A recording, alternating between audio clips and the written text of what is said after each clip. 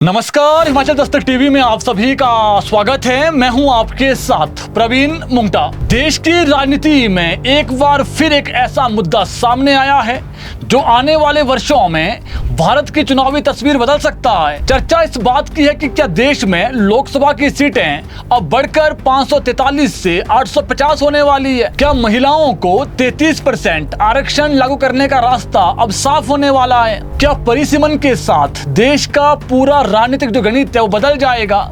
और सबसे बड़ा सवाल, क्या हिमाचल प्रदेश जैसे छोटे राज्य की राजनीतिक ताकत पर इसका असर पड़ेगा।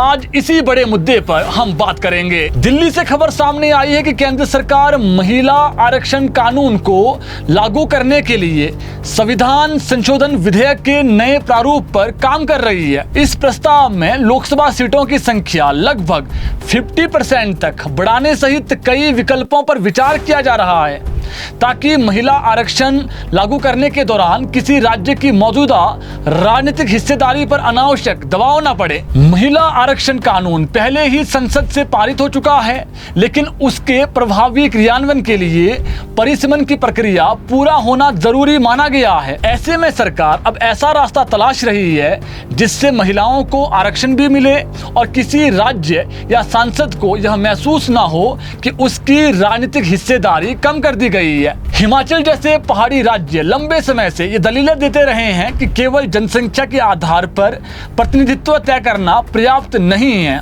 क्योंकि यहाँ का भौगोलिक क्षेत्र कठिन है, गांव दूर दराज है और सांसदों को विशाल पर्वतीय इलाकों में काम करना पड़ता है। इसलिए राजनीतिक प्रतिनिधित्व तय करते समय भौगोलिक परिस्थितियों को भी महत्व मिलना चाहिए। दूसरी तरफ दक्षिण भारत के कई राज्यों ने चिंता जताई है।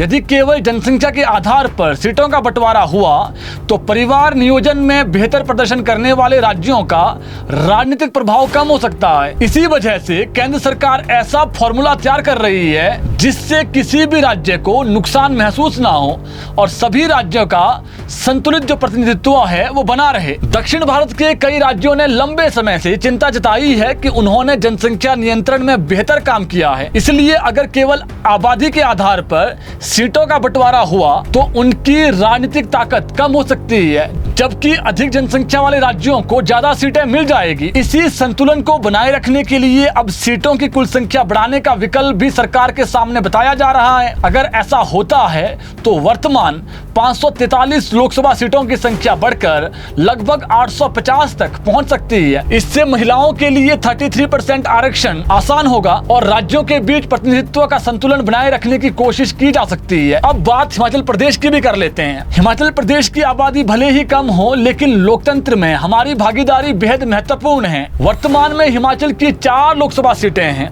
यदि भविष्य में सीटों का विस्तार होता है तो सबसे बड़ा सवाल यही होगा कि क्या हिमाचल की सीटें भी बढ़ेगी या सिर्फ बड़े राज्यों को ही इसका लाभ मिलेगा।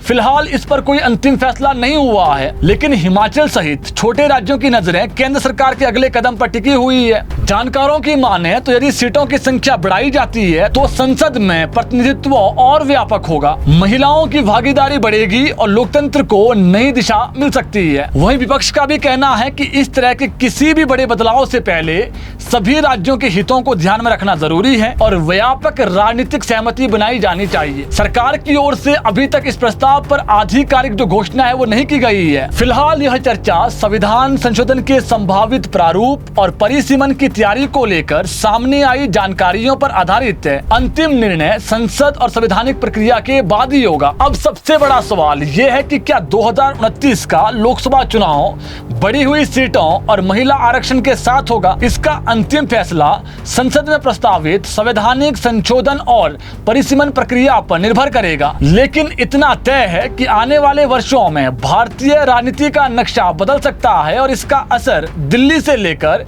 हिमाचल प्रदेश तक हर राज्य की राजनीति पर दिखाई देगा। फिलहाल इस खबर पर आपकी क्या राय है। क्या लोकसभा की सीटें बढ़नी चाहिए? क्या इससे महिलाओं को बेहतर प्रतिनिधित्व मिलेगा और क्या छोटे राज्यों के हित पूरी तरह सुरक्षित रखे जाएंगे? अपनी प्रतिक्रिया जरूर दें।